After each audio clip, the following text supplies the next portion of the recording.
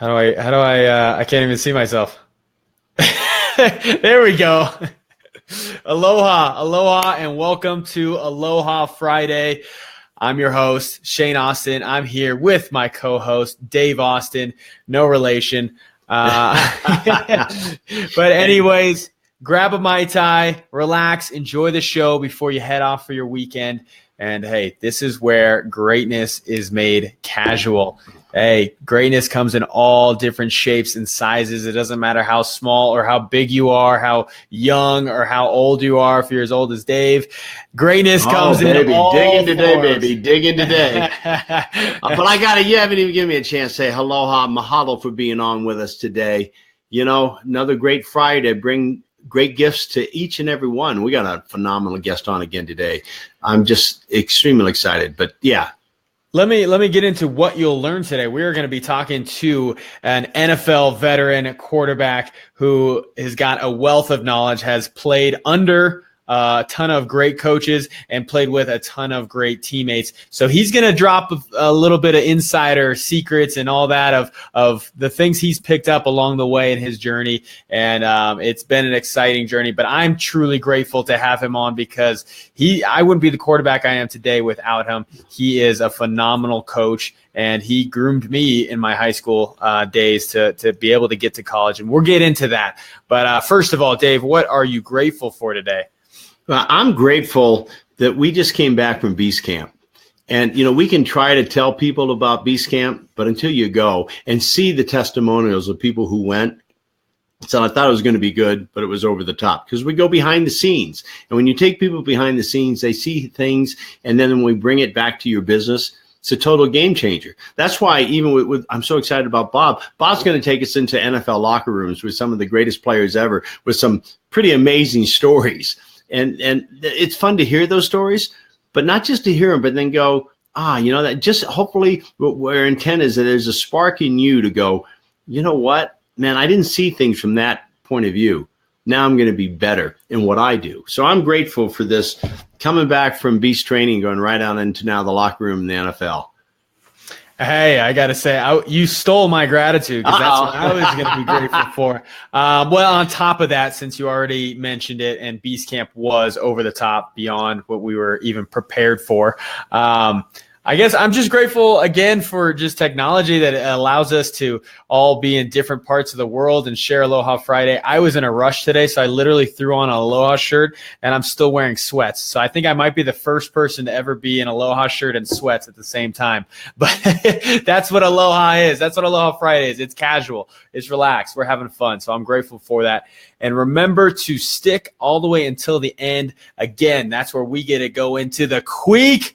My quote of the week, we get Coach Dave's tip of the day. We get some things that I'm currently listening to, trying to educate, and the audiobooks, podcasts, all of those things, and just some final thoughts as you head off into your weekend. And now a new thing that we've been doing the past few episodes is trivia time. The Olympics are over. The Olympics are over, so I'll get in some football ones today since we got a football player. But the first one's just general. Dave, you do know the answer to this one, so do not answer. Only the guest come on. can This might be the only one I get. It might be. So over or under, we have over or under 1,000 thoughts per day.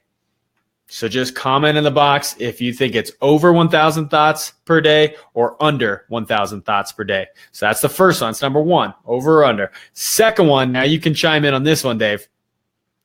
What NFL team has the most Super Bowl losses? Losses. Wow. And I'll give you a hint. Should I come up with a guess? Yeah, you should come up with a guess. I'll give you a hint. It's 5. The answer is 5 Super Bowl losses. What NFL team has had the most Super Bowl losses? Wow. Come on, you're competing against the crowd here. You can't take too long. Just throw out a guess. Yeah. I was going to say Buffalo, but Buffalo hasn't been there in so freaking long. I don't know if they still for a while. All right, your guess is Buffalo. I can't sit here all day waiting for you to think of a guess. Go. So the third and final question is name the 3 QBs that have 4 Super Bowl wins. Wow. Well, we know Tom Brady does. We have a guess for Bills. We do have a guess for Bills on what NFL team has the most Super Bowl losses. He's going with me. Wow, that's interesting. Don't side with Dave. No, I'm just kidding. All right. The last one though is name the QBs that have 4 Super Bowl wins, and there's 3 of them. Oh, okay. So if you can name one of them. Well, Tom Brady. Okay. One. I'm going to say, this is tough. I was going to say Peyton Manning, but I don't know if he's won that many. But Peyton Manning. And, maybe, had it. All right. While you're thinking, Kathy said Cleveland because they're losers, but they never get to the Super Bowl. So we got Brady, Montana, Bradshaw giving you a little help here. Ooh, that is some help. I'd have to say,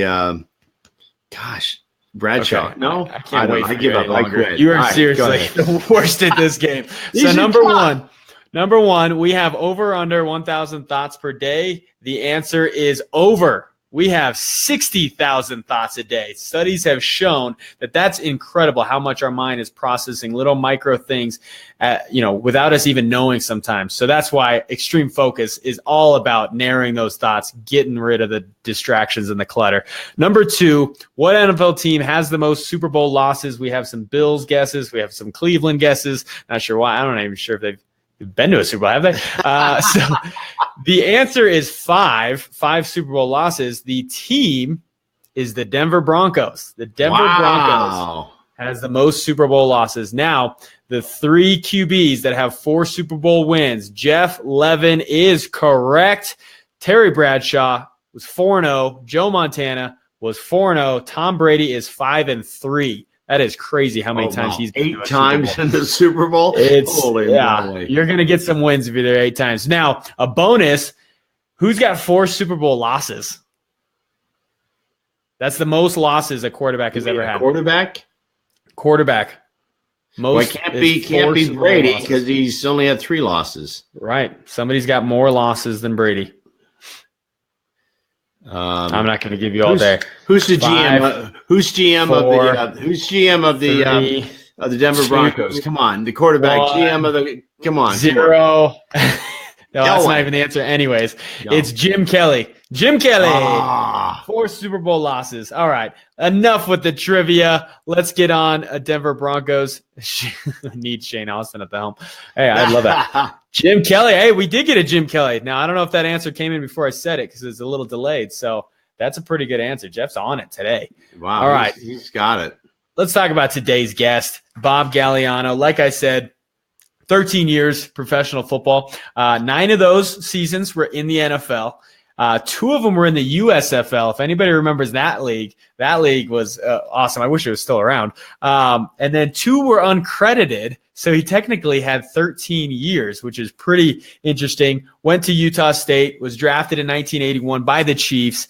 And, now he's an absolute rock star coach. He taught me the fundamentals from the ground up. And a lot of the things that I do today in my quarterback journey are because of the coaching that Bob gave me, and Coach Bob here. So he is an outstanding guy. So I was very excited to have him as a guest, and now we get to bring him in. So let's bring Bob Galliano to the stage. Bob, how's it going? Can you hear us? I can hear you loud and clear. Can you hear me okay? I can hear you. Yeah, we just lean in, baby. You're like the quarterback in the huddle. What's our play, Coach? What's our play? Give us the play. Great to see you guys, and it's great to be here with you. And am I supposed to let you know something I'm grateful for, too? Yes. I was going to get to that. What are you grateful for today? I'm ahead of the game here. Well, I'm grateful for my family, my friends, and I'm grateful that I still have a job because I still need one at my advanced age. And I'm grateful to be here with you guys. It's been a long time, and it's really a pleasure to be with you. We had some pretty cool memories together. I'll never forget when June Jones and I were in Hawaii, and we had that quiet time. I don't know what happened to you and Shane. And then all of a sudden you and Shane came in, and June had me in tears. And afterwards, you really gave me a hard time about that one, saying, man, I love that whole thing. But, did you have to go down and start kissing his feet? No. Dave will do anything. Yeah, June, he's still a legend. He's still a legend over there in Hawaii. And, he's coaching high school football over there and loving it. No, he's actually now head coach up in Canada in the CFL. Did he go back up? Okay. Yeah. He was doing consulting work. You're right. That's absolutely. And he was good consulting. Now he's a head coach. Okay, boy, he'll end up in Hawaii again. Yeah, I know. That's his home. Well, so that is pretty cool that we get to share that you got coached by June Jones. I got coached by June Jones. You got coached by Mouse Davis. I got coached by Mouse Davis. So we got some connections there. But you also, you had Sid Gilman, you had Dan Henning, you had a ton of Bill Walsh. A ton of these great guys. And then you actually played with Andy Reid, who's now a head coach, which is really cool. I want to dive into that in a second. But first, I got to ask, when I was looking up some stuff on you beforehand, even though I know it said Bob the Goose Galliano. But then I also heard you got a nickname of the Doctor. So talk about those nicknames real quick. Well, first and foremost, the Goose, I was never known as the Goose, never called the Goose during my entire career. So I think probably a teammate was spoofing around and blogged it or something, and I became the Goose about 7 years ago. And quite honestly, I think it's hilarious. And as long as they're calling me something now,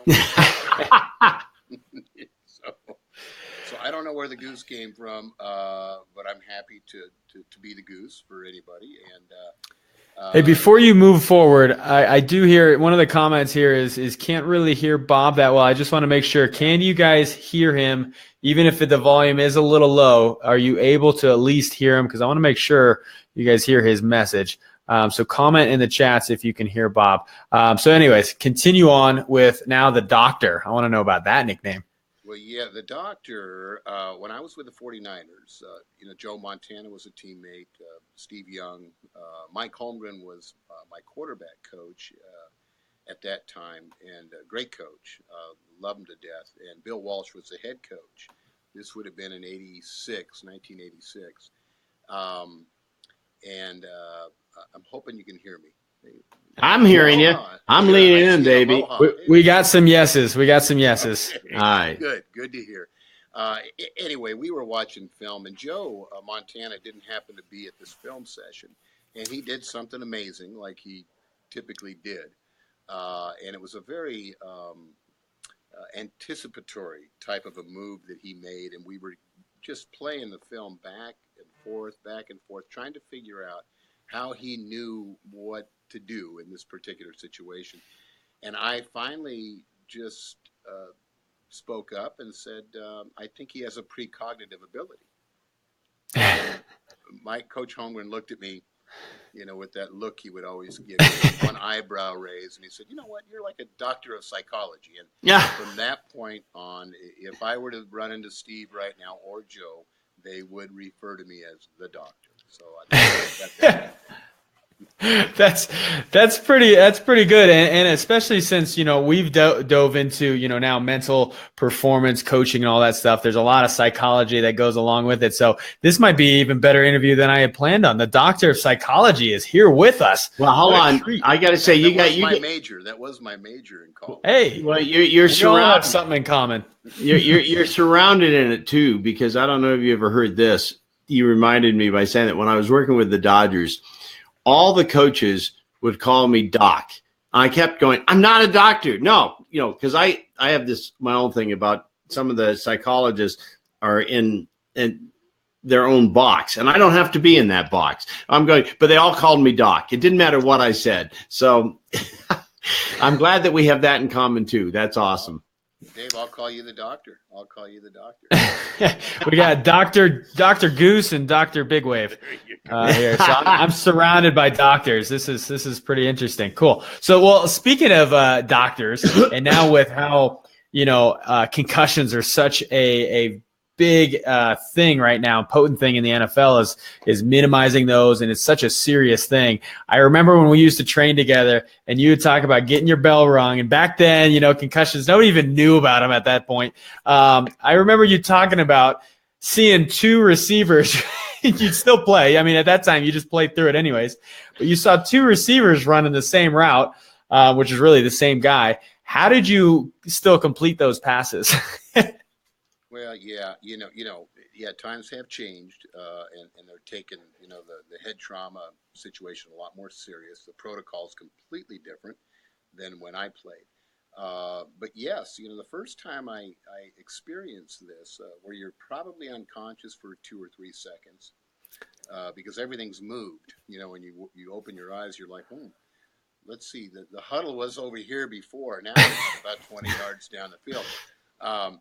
And for me, many of those situations, I would wake up and I would see double. It would be, not an overlap, but completely two figures. And the first time it happened to me, the very next play was a pass play. And I had to go through in my mind, do I throw to the front guy, the back guy, or right down the middle? And I went right down the middle. And I could see that the receiver had caught the ball in stride, so I had that one figured out. So your best throws is when you're passing to two receivers.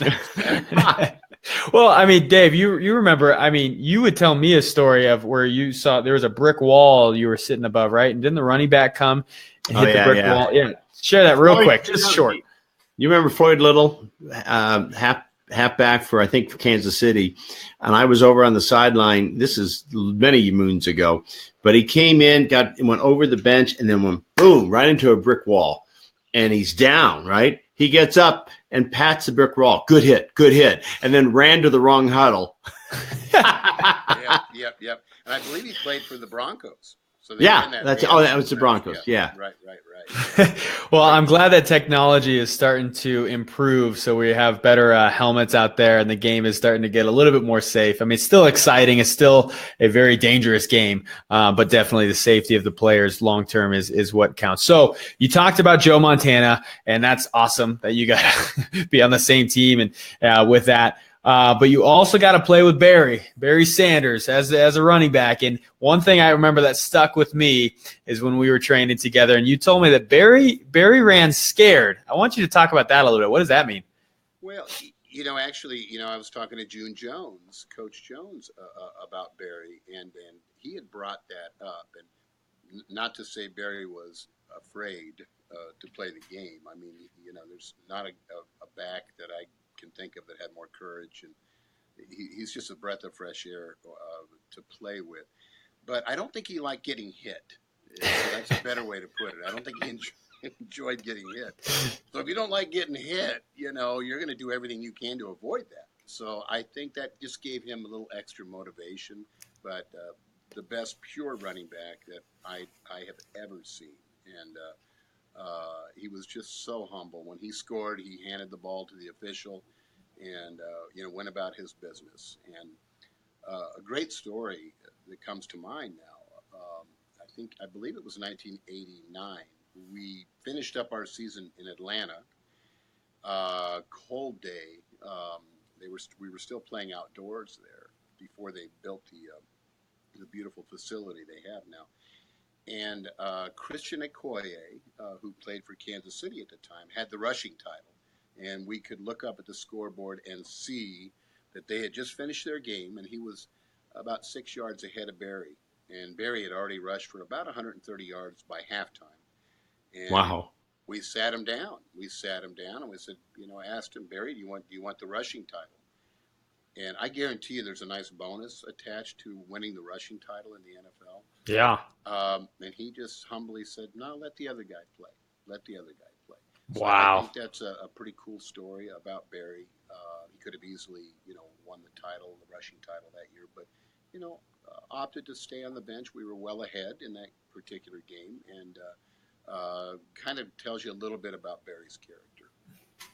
That's awesome. I didn't know that about him, but the thing, and for anybody just tuning in right now, we're talking with Bob Galliano, NFL quarterback. And yes, we got Thomas Miller saying Mouse Davis and the run and shoot, Detroit Lions. Yes, we talked about Mouse coached both of us. Great guy. We're talking about Barry Sanders right now, and really just the character that he has. But the thing I want to touch on the, kind of running scared, afraid to get hit. there's something that I talk about with utilizing fear and how we can actually, fear can be a positive thing when we harness that energy. And Barry obviously had an incredible amount of talent and just God-given physical ability, but he had to tap into something that motivated him. Hey, I don't want to get touched. So he was probably the best guy at not getting touched because he utilized it. He harnessed that energy rather than hid away or shied away from it, or, it sounds like he just embraced it fully. He wasn't like, I want to say, a scaredy cat or afraid, but he used it to his benefit, which it sounds like, and that's really cool. No doubt. And like I said, an extremely humble, guy.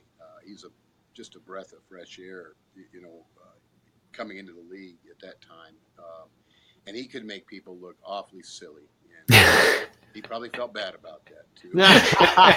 But they didn't touch him, so he let that overcome it. Hey, I got to throw a question in there for you with all this, because we're talking some great stuff. That you played for the Chargers, and I remember when you played for the Chargers.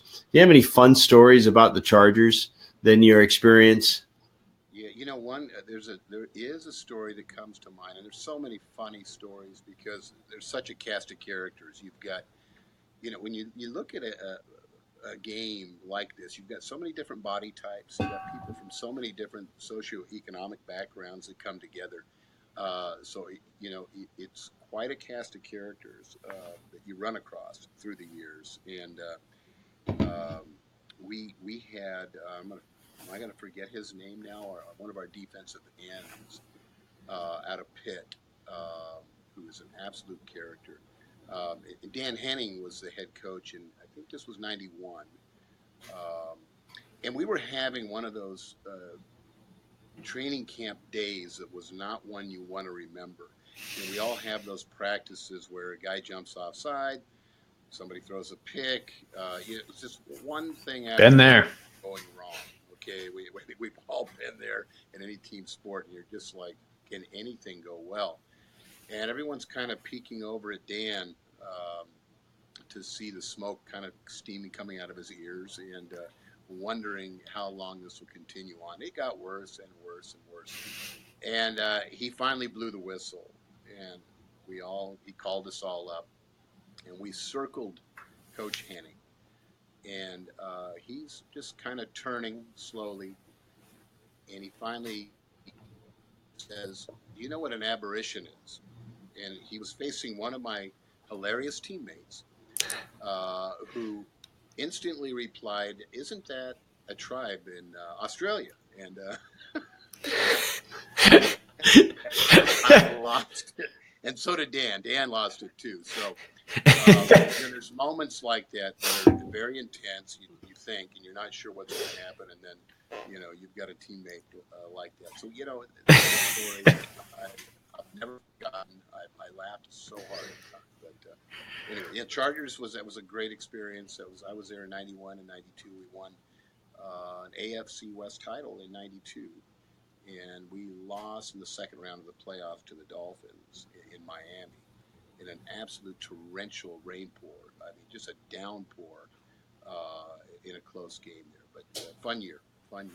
Yeah, I know you got a lot of questions. I can't help it. I got to go one more, and then you ask other questions. But you played with Joe Montana and Steve Young. Now, two different types of skill sets. But what would you say made them? I mean, can you give me one thing that maybe separated them, or they were similarities that we don't know? Well, I consider Joe to be, maybe the all-time great. Certainly with what Tom Brady's done, you have to look at Tom and say, yeah, maybe he's the greatest of all time. But Joe, one of the things that separated, and there's a lot of things that separated him from a lot of quarterbacks, but the defense gets paid to play as well. And sometimes they've got your number. You call a play and they've got the right defense call. But most quarterbacks could maybe throw the ball away or not make a negative out of a bad situation. He could always seem to make a positive out of those dire situations. Just, consistent. the other thing that he had the ability to do, like Michael Jordan, you know, like some great athletes like Wayne Gretzky, Joe Montana. We've all been in the zone where you prepared very well, and you get into a game situation, and all of a sudden you're in the flow, and you can't wait for the next play to come in because everything is now in slow motion, and that's what we call being in the zone. And when you get that, it's a real high. It's a great feeling, and that would happen to me, but I never knew when it was going to happen. I believe that guys like Joe Montana, Wayne Gretzky, Michael Jordan's of the world, they switch a flip on. I think Tom Brady has got it. You can see it in their eyes. Okay, I can remember seeing Joe coming out of the dugout of one of the playoff games or the Super Bowl. This might have been in 1988, and you could already see that he was in the zone before the game even started. And it's a very similar look that you see in Tom Brady's eyes when he comes out. So there's some athletes who can naturally just turn that switch on, I believe, and get into the zone. And I wish I knew how to do that myself. Well, you know what? Guess what? What a great segue. We are recording what we call Beast Triggers audios. And, I've been doing the mental to sports for 30 years, and we keep learning. Now Shane, as a extreme focus coach, together, and we now have got a chance to work with Navy SEALs, Army Rangers. I mean, it's been amazing. And even with the Olympic athletes for this last, Winter Olympics, we were able to work with those. But we have these triggers that absolutely we have found a way, what you just said, that puts you into that Tom Brady, Joe Montana flow of that zone. It can be done. When I was playing professional tennis, it would be like what you just said. I don't know why it's here, but it sure feels good. It's awesome. And then you don't know how long it's going to last. But with what we have created, we have found you can actually train your brain to be in that zone more often and longer. And I don't know what, Joe Montana's approach was to that, but I know one thing that I've heard from Tom Brady. He is such a, he's so adamant about the mental game. He has a mental performance coach that I've heard he speaks to an hour a day just to train, just like we go to the gym maybe an hour a day as professional athletes. He trains his mind an hour a day, so that way it's game day. I mean, he's so rock solid. It would be a good argument to see, who is the GOAT, the greatest of all time, Montana or Brady. I'd love to see in the comments who people think. Is it Brady or Montana? Who's your bet? If the game is on the line, fourth quarter, who are you giving the ball to? Bob Galliano. Bob Galliano. Yeah, there you go. Flip a coin on that. The game has changed as well. And Dave, getting back to your point, the brain is a muscle, and the more you work it in the right ways, certainly, you're gonna benefit from that in a very positive way if you're doing it properly. And I'm thinking about your trivia question at the beginning, 60,000 plus thoughts. I mean, I must be thinking a lot in my sleep because I don't think I at this stage of the game, I'm lucky if I have 10 thoughts a day. But now, you know what? It's amazing, Bob. It sounds like a joke, but if you really think about it, our minds are firing all the time. Right. And the truth is, it can distract us. So the art of simplifying and getting down to less thoughts and more focus, that's not an easy thing, but it can be done too. That's one of the other. We've done so much research on this now, and I've been blessed to work with so many athletes and now many corporate leaders. And it's true. And I started paying more attention to how distracting, a lot of thoughts can go, especially you add pressure to it. When you add pressure, then it's a whole nother ball game as far as firing. That's why you got Then it's thoughts and emotions. Now the emotions are starting to drive the way. So it's about removing the emotion and being, maybe, Tom Brady is probably the most stoic guy on the field. It doesn't matter if they're winning or losing. I'm sure Joe Montana shared some of those traits. He was just the same guy, even keel no matter what the situation is. And that's what's, beautiful about it is narrowing down those thoughts. Those what ifs don't matter, and all that. So I want to shift in because there's a couple acronyms that we discussed on the phone before this that I want to dive into a little deeper. So you had PET and TDK are some things that you picked up from the NFL. What do those stand for, and what do they mean? Well, whoops, I might be getting a low battery here, guys. We'll have to go quick. Yeah, back, I think it was back in 1983. Somebody gave this to me, and just as kind of a foundation for success. I use this acronym TDK PET, and we start with the PET. Just take the T out of that. You've got to have talent. I mean, if you're a concert pianist, you're probably not going to be an NFL, player. You're probably going to stick in the musical field. So you got to have the right talent for what you're doing, obviously. So it starts there. But you've got to have a lot of enthusiasm for what you're doing. If you don't have enthusiasm and you don't have just a passion for what you're doing, then don't do it at all. Don't do it at all. The P would be perseverance, because certainly things don't go your way all the time, and you're going to go through a lot of struggles when you're striving to reach some goals and get better. So you've got to persevere through that. So perseverance is another crucial factor. You got to understand that you have to persevere through some tough times. And then it takes time. It doesn't happen overnight. It takes time. So enjoy the journey. Picture that goal. Picture that QB, if it's a quarterback that you want to be. But enjoy the journey. Live in the moment. People are so much living in the future. If I can only do this or get this done, then I'll be right. You're living life now. Enjoy the journey. Hey, the day. Yeah. Absolutely. Look at the sign behind Shane. Life is about the journey, not the destination. Oh, there you go. I had to put my glasses on for that. There you go. That's it right there.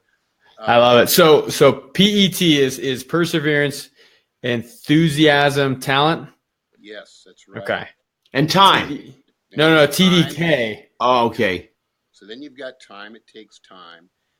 Dedication. You've got to dedicate yourself, to anything if you're going to be successful at it. So you got to make that dedication to get better, and it takes knowledge. So knowledge is the K in the TDK. It takes knowledge. Knowledge is power, and the more knowledge you can absorb along the way, the more successful you're going to be. You got to put all these things together.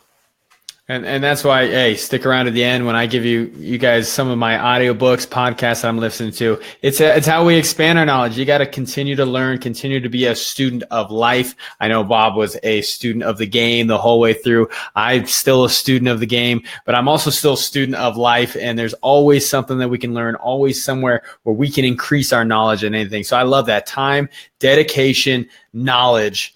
And then, PET, perseverance, enthusiasm, talent. These are some things that you can walk away with that are pretty impactful. But we have somebody asking, Jeff here, and I might have missed this. This was a while back, but we'll still try to answer it. Just banned tackle football in Illinois for kids under 12. What do you think about that? Wow, that's interesting. What do you guys think about that? I don't even know what to think about that. I got a take on it. I want to hear Bob's though first. Well, I don't have a problem with young people if they want to play organized football, waiting till high school maybe to put the pads on. When they're younger, maybe play flag football for a while. I mean, I understand the concern now. I still think it's one of the greatest sports ever, invented to teach young people lessons. Teach them discipline, the camaraderie. Working together as a unit, as a team.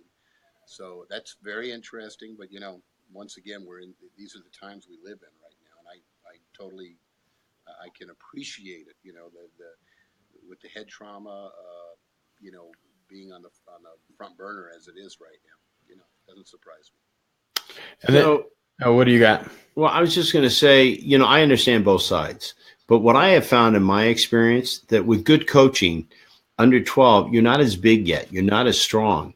You actually, with proper technique in that, you actually, by starting earlier, if it's, with good coaching, I think you got less chance of having issues later on. Sometimes you all of a sudden you're a freshman in high school, now you're thrown into it. And to me, that seems a little bit more risky than if you had started young, so that you'd learned a lot already. But it comes back to, and I think this is probably the key, is good coaching. If you don't have proper coaching, proper guidelines in place, so you don't do things that we used to do. I know you used to do too. When I played Pop Warner football, we had a drill where we would go in. We broke at least 3 to 5 helmets a week. That's crazy. But people have learned now. Those drills that we used to do aren't done anymore. I'm lucky I got through with just the lumbotomy. Outside of that, I'm fine. Part of it, their thinking might be, if they don't start, at a young age, they're more apt not to play, as they get a little older, chances are they won't play in high school and so on. I don't know if that's the thinking. Interesting. Well, I got some other comments coming in. We got a vote for Joe Montana over Brady because he was 4-0 in Super Bowls. We also got your sis chiming in, Laura, saying, "Hi, Robert." I've never heard you called Robert before, but how about this? Bob Galliano, professional tennis player. So we were talking to Bob Galliano, NFL quarterback. Have you played any tennis, or is that did you live 2 lives? I played 3 years of varsity tennis in high school, and then actually, played a few teaching pros and had a blast with tennis many years ago. But kind of, the lateral movement's a little tough on the old knees now. Hey, I haven't played in a while. I forgot about this, Bob. But didn't you play with a pro at Spanish Hills one time and in doubles? Geez. And we did pretty well, if I remember. Am I forgetting? Right. That's right. I forgot about that. I did too. Good memory, Dave. Good memory. Well, I totally forgot until you said that, and I went, "Oh, wait a minute. We did play. And I think we beat a pretty salty team, didn't we?" Yes, absolutely. They were good. They were good. It was fun. That was a fun day. Well, I want to transition now, and I know because Bob's phone is dying on battery. So let's transition into the final 4. These are the same questions we ask each one of our guests, and we just get a new perspective on them. So Dave, you want to lead us with that first one? Yeah. So outside of your parents, who would you say influenced your life probably the most coming up? That is a very difficult question because there's so many. There's so many figures. Terry Shea was my coach at Utah State, and he went on to be a head coach at San Jose State. He's written books on quarterbacking. He's a wonderful, wonderful man and a great football mind. And I will say, when I was at Utah State my senior year, early in the year, I had some rough going, and he completely backed me up, and I'll never forget that. It's one of those defining moments when you're not sure which way your season, your career is going to go. It's a rough time, and he completely kind of picked me up and had my back and completely believed in me. It's something when a coach believes in you, it's amazing what you can do. So he comes to mind, Coach Terry Shea. Love him to death. Awesome. That's cool. Love it. So number 2, and we got Al Yunker saying hi. Looking good. That's a stud right there. That guy's a bricklayer, don't mess with him. Yeah. I love it. Again, those who are just tuning in, we're talking here with Bob Galliano. We're talking some football. We're getting into the final 4 questions now. Regardless if you're watching live or on the replay, if you want to say hi to Bob, shoot him an aloha here, comment. Hey, and if you're loving this content, be sure to share it. Be sure to engage and let us know how we're doing. So number 2, if you could, what's one thing that you give, one piece of advice you give your younger self? My younger self, probably quit screwing around and take things a little more seriously. I think we could all use that. There were a few years where I'm like, if I would have been a little more disciplined, and really focused, I could have been this much better. So, I think that would be it, is to be a little more disciplined in my approach. But at the same time, it's made you who you are today. I mean, would you go back? Would you really change anything, or just giving that friendly piece of advice? There might be. If anyone says I wouldn't change anything, I think they're lying. Hey, all right, that's good. We've all made mistakes, and there are always those things where wow, why did I do that one? Why did I make that mistake? But you know what? We're human. We are human. Right. We have to come to some acceptance. On the right decisions we made and the wrong decisions, and you've got to move forward and learn from it. Good point. Good point. So by learning goes perfect into my question 3, and that is in our extreme focus, we have what we call winning habits. So what would you say over the last few years? Tell us any new winning habit maybe that you've brought into your life, or maybe one habit that you've released that no longer served you.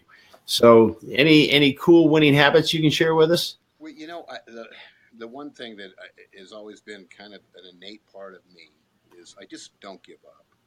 Don't give up. If it's a dream you have,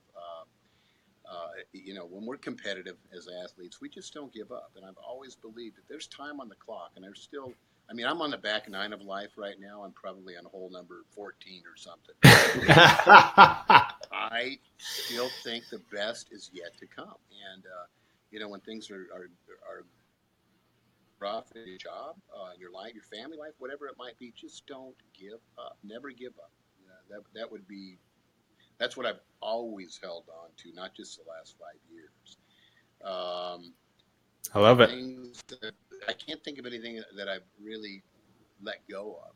Maybe I should explore that. Some of the old childish habits that you had to give yourself advice on. Danny Miller saying aloha. We got some people dropping in saying aloha. Oh, Danny. Love Danny. Hey, prayers out to Danny. He's a cancer survivor at this time. He's still battling it right now. Old linebacker out of the University of Hawaii, a wonderful, wonderful man, and God bless you. He's fighting the good fight. University of Hawaii, my alma mater. Definitely sending you love and some positive energy that way, Danny. Thanks for tuning in. Love it. So question number 4, what lesson from your journey so far will you always cherish? Even though you're on hole number 14 and there's still plenty more holes to be played, but so far on holes 1 to 13, what's a lesson that you cherish? My rookie year in the NFL, I got drafted by the Chiefs, and I was, believe it or not, I'm pretty laid back now, but I was a pretty high-strung young athlete, competitive, and the preseason, I had an opportunity to play. Only got to play one series. I was supposed to play for a whole quarter, and in that one series, we went down and scored in about 5 plays, and they yanked me out of the game, and I was so pissed off. I started yelling at anybody I look at me, and the veterans came thankfully and pulled me. They pulled me in close and said, Bob, if you do not become even keeled really quick, you're not going to make it in this league. And it's a lesson that I learned instantaneously, and I've carried that with me ever since that time. And you can't get too high, you can't get too low. You've got to stay within yourself sometimes, and you've got to keep the emotions on an even keel. So that is, and I do that in my life. I do that. I try not to react. I try to respond. When we react, we get into trouble. If we take a deep breath, take a little time when, a situation arises, and we learn how to respond, things come out and end up a lot better. Well, you're describing one of our principles actually is RESPA, our crocodile, which is that relaxed state and being able to control the emotions. But like you said, taking that deep breath, that's so powerful. Some people, so many people don't realize how powerful just taking a deep breath is. But I love it. We're talking again here with Bob Galliano. We're just dropping some knowledge, dropping some stories. This is just, I'm having a good time getting to learn and share these things with you. So what, where can people find you if they want to get connected with you, if they want to learn more about you? They can't find me. I'm I had a difficult time finding you. No. Honestly, I do. I have a LinkedIn, page. I do have a Facebook page. I'm not on there all the time, but I would say that those two social media, outlets are probably the best way to reach out to me. That's about it. Yeah. Perfect. And, I wanted to get back because it was on my mind. I didn't finish the thought when we were talking about Joe Montana. I don't know if we. Oh yeah. So, in comparing like modern day quarterbacks to the old quarterbacks, I don't know if it's always fair because the game is so different now. And I would not want to be a defensive player, to be honest with you now. I mean, and I know the league wants a lot of offense. I love to watch a really good quarterback against a tough defense, but you can barely touch the quarterback anymore. You can't touch those receivers, after 5 yards down the field, and it just wasn't that way before. So, hey, credit to there's some great offensive players in today's game, great athletes, but it is a different game. It's very difficult to compare players, and I try not to do that too much. So, that's a good point. That's a good point because people always do, the Jordan, Kobe comparison or even Jordan, LeBron, all that stuff. But like you said, I mean, it is a different game. You're not comparing apples to apples. Let's just keep it at they're both great in their time periods. They're both outstanding for what's going on. And I just got to say one thing. As a dad of a quarterback, I'm happy that they're protecting the quarterback more. That's my own prejudice point of view. So that way I don't have to try to throw in between two receivers. Right. But I think credit to them because the defenses were rough back in the day. I mean, I can think of some of those Chicago Bears defenses or, some defenses that come to mind that were just nasty and ruthless.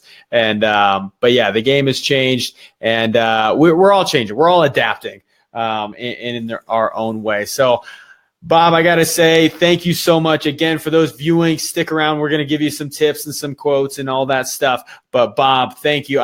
This was a show I was excited to reconnect. Next time I'm out in Cali, I'm bringing my cleats. I'm going to make sure we get on the field. Yeah, I'm going to work you out and love you guys. And just thanks for having me on board. Hey, thanks, Bob. And thanks for all you did. I mean, I can't say enough about, being able to watch Shane not only play D1 football, but then go on to play professionally.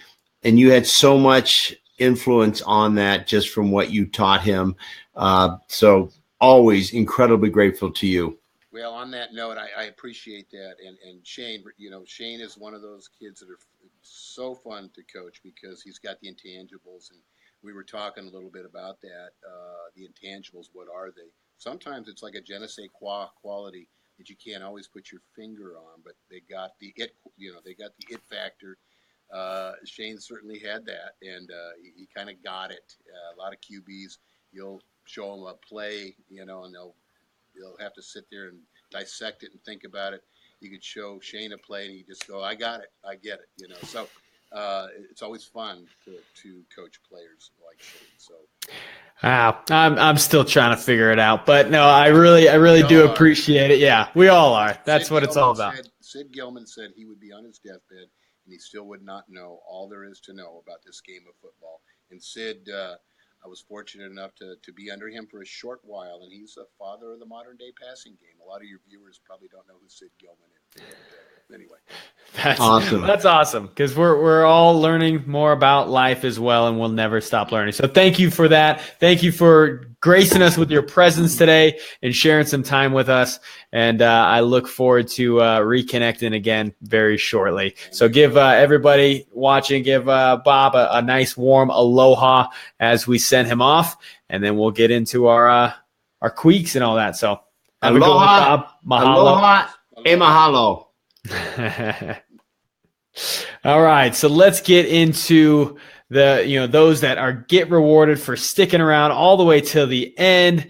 quick recap, if you are just tuning in or, you just caught the tail end of it, go back, watch the replay. Bob is an incredible guy, incredible amount of time and experience in the NFL, professional football. He's picked up some great traits along the way. We talked about PET, which stands for perseverance, enthusiasm, talent, TDK, time, dedication, knowledge, and heard some great stories about Barry Sanders and Joe Montana and just his playing days. That was just really fun to be a part of and just to get into that discussion. So now, without further ado, the Queek, which is the quote of the week.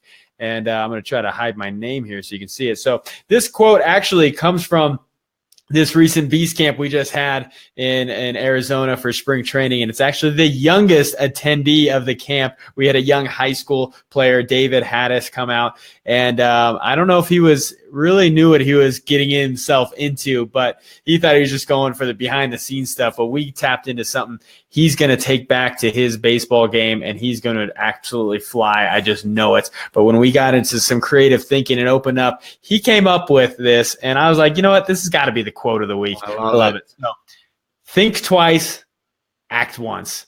And it kind of goes in line with, wood shop when it's like, hey, measure twice, cut once, because you can't go back and cut it again. So make sure it's right. But I love it because it's like, hey, you don't have to look over your shoulder when you make a decision. You can just keep moving forward boldly, knowing that it was the correct decision. When you've done your process, you've done your prep, you didn't just rush into it. Now you can act boldly and committedly. And that's what it is. So, Coach Dave, what is the tip of the day? Well, I again, kind of just because we just came off of Beast Camp, watching Major League Baseball players from the perspective that we bring everyone in to see the little nuances, the one thing that kept shouting out at all of us is how much they practice more than they play. And so much in business, we go, go, go, go. How much time do you just slow down to hone in on your skills so you actually advance quicker? We don't even give ourselves that chance. But seeing ball players, how the little thousands of times they rehearse things for a few moments in a game. And I think that's my tip, is bring that to your business and you will catapult your business to a new level. I love it. Yeah. You hone the skills in before game day. Nobody just goes and learns how to pitch on the mound of the World Series. You got to practice it. You got to train it. So some of the things I'm currently listening to, a theme has been, hey, we're never done learning. You got to have the knowledge, keep growing. For any of you those this might help. These are some of my recommendations for the week, something I'm listening to. I really stuck to podcasts this week. A lot of times I'll get into some audiobooks. But one from Entrepreneurs on Fire, JLD, was how to create a reality show that generates new clients.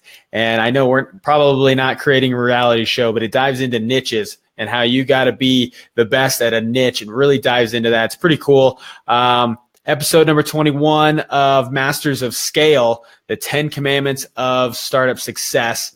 Really good quality podcast on that one. And then episode 261 of the Tim Ferriss Show, one of my favorite podcasts, is Mental Performance, Work-Life Balance, and the Rise to the Top with Maria Sharapova. Awesome show, content. She is so mentally strong when it comes to succeeding at the highest level in tennis. And so she's a very inspirational person to listen to. So with that, I will turn it back over to Dave with the review of the week. And again, if you want to be featured on the review of the week, just send us a review. Let us know how we're doing, and you'll be featured in one of these. So this is from Allison Howell, who's from Dallas, Texas, and she was a Beast Camp participant. She's now part of the Beast Tribe, which we're so glad to have her. Here's her testimonial. Beast Camp was even more amazing than I could have ever imagined. Thankful to have capped off the trip by watching my hometown boys, the Texas Rangers.